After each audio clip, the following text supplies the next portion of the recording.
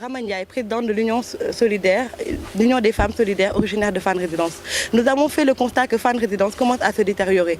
Vous avez vu, on a de la saleté tout autour, des maisons abandonnées, des stationnements anarchiques, de taxis et consorts. Donc on s'est dit, il est temps maintenant que nous, les habitants de Fann Résidence, nous, les femmes de Fann Résidence, qu'on puisse se lever et puis qu'on puisse prendre nos balais et nos pelles pour pouvoir nettoyer, sinon personne ne va le faire à notre place. Il est temps que maintenant qu'on puisse nettoyer notre quartier, qu'on ne puisse pas attendre. Je suis chargée des relations extérieures au sein de l'association. Et on s'est dit pourquoi aménager? Tout le monde se pose la question.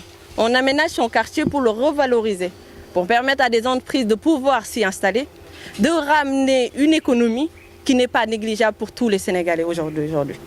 Créer des équilibres, parce qu'il y a des quartiers plus hauts ou bien maintenus que d'autres. Il est temps que tous les Sénégalais sortent de chez eux pour aménager, pour recréer le nouveau Sénégal. Je suis le directeur de la propreté et de l'hygiène publique. Aujourd'hui, nous sommes à Fann Résidence pour répondre à l'invitation de l'Union des femmes solidaires de Fann Résidence qui a pris l'initiative de nettoyer le quartier et aussi de l'aménager. Et nous avons reçu instruction du ministre pour venir accompagner toutes ces initiatives. C'est pourquoi aujourd'hui on est là pour les accompagner sur le terrain et d'être aussi à l'écoute des populations pour pouvoir pérenniser cette activité. Parce que la mission, l'une des missions principales de notre ministère, c'est l'amélioration du cadre de vie.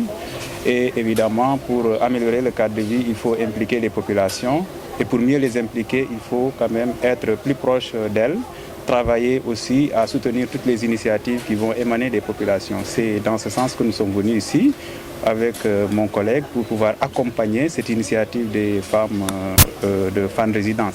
Et aujourd'hui, nous avons nettoyé, nous avons mis du matériel à leur disposition, nous avons également aménagé. Et nous souhaiterions que cette activité soit pérennisée pour que véritablement le quartier soit propre, le quartier ait un bon cadre de vie et que aussi les autres quartiers de Dakar, les autres communes en réalité puissent s'inspirer de ce qui se fait ici pour pouvoir aussi prendre en quelque sorte des initiatives de la sorte. Et cela pourrait aider le ministère bien sûr à améliorer le cadre de vie et à véritablement mettre les populations dans de bonnes conditions. Le prendre soin du cadre de vie, c'est un impératif et tout acteur doit s'impliquer. En réalité, si chacun fait un effort pour éviter de jeter les déchets, les quartiers seront propres. Il y a déjà des déchets qui sont présents. En réalité, il faut que chacun s'investisse en fait sur le terrain pour contribuer aux initiatives citoyennes de nettoiement. Maintenant, nettoyer c'est bon, mais ne pas salir c'est encore mieux.